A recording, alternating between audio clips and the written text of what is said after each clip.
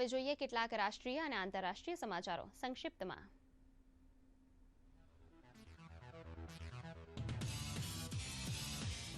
Hyundai motors launch કરશે ₹25,000 કરોડનો IPO. કંપનીએ સેબીને સબમિટ કર્યા ડ્રાફ્ટ પેપર્સ। ઇક્વિટી શેરના લિસ્ટિંગથી વિઝિબિલિટી અને બ્રાન્ડ ઇમેજ વધવાની કંપનીને આશા।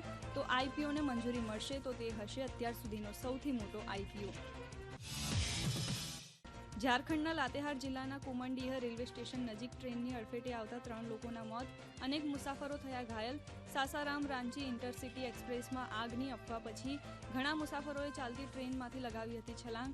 અફરાતફરીના માહોલમાં કેટલાક લોકો આવ્યા હતા બાજુના ટ્રેક પરથી પસાર થતી ટ્રેનની અડફેટે। નેપાળમાં અનરાધાર વર્ષાને પરિણામે તપલેજંગ જિલ્લામાં ભૂસ્ખલનથી દટાઈ જતા 4ના મૃત્યુ। સિક્કિમમાં પ્રચંડ વર્ષાને લીધે થયેલા ભૂસ્ખલનમાં 6ના મૃત્યુ, જ્યારે તીર્થામાં આવેલા પૂરને લીધે નદી પરનો પુલ તૂટી જતા ફસાયા 1,500 જેટલા સહેલાણીઓ। સ્વિટ્ઝરલેન્ડમાં આયોજિત યુક્રેન શાંતિ પરિષદમાં ભાગ લેનાર ભારત એકમાત્ર દક્ષિણ એશિયાઈ દેશ। ભારતનું પ્રતિનિધિત્વ વિદેશ મંત્રાલયના સચિવ પવન કપૂર કરશે।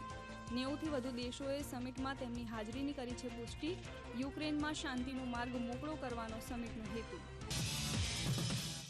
દક્ષિણ ગાઝા પટ્ટીના રફા શહેરમાં ઇઝરાયેલના બોમ્બમારામાં 2 ઇઝરાયેલી બંધકો માર્યા ગયા હોવાનું હમાસના અલ-કાસમ બ્રિગેડનું નિવેદન। ઇઝરાયેલી સેનાએ નિવેદન પર હજુ સુધી નથી આપી કોઈ પ્રતિક્રિયા।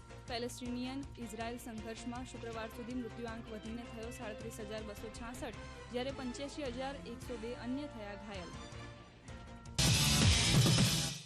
ફીફા વર્લ્ડ કપ પછીની સૌથી મોટી આંતરરાષ્ટ્રીય ફૂટબોલ ટૂર્નામેન્ટ યુરો કપ 2024નો થઈ ચૂક્યો છે પ્રારંભ। ટૂર્નામેન્ટની પ્રથમ મેચમાં યજમાન જર્મનીએ સ્કોટલેન્ડને 5-1થી હરાવીને કરી શુભ શરૂઆત। સ્કોટલેન્ડ વતી એન્ટોનિયો રૂએડિગરે 87મી મિનિટે કર્યો એકમાત્ર ગોલ।